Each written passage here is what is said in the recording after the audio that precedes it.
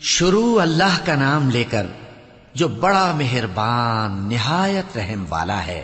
اے نبی صلی اللہ علیہ وآلہ وسلم، اپنے پروردگار کا نام لے کر پڑھو جس نے تمام کائنات کو پیدا کیا، جس نے انسان کو خون کی پھٹکی سے بنایا۔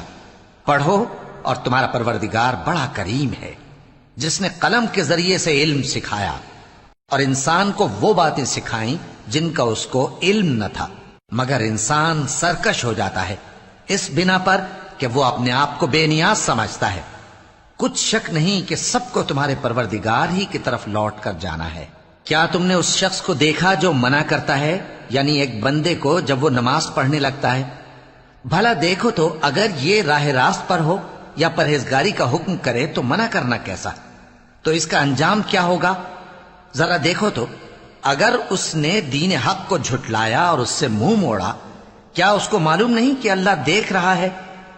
دیکھو اگر وہ باز نہ آئے گا تو ہم اس کی پیشانی کے بال پکڑ کر گھسیٹیں گے، یعنی اس جھوٹے خطا کار کی پیشانی کے بال، تو وہ اپنے یاران مجلس کو بلا لے، ہم بھی دوزخ کے فرشتوں کو بلائیں گے۔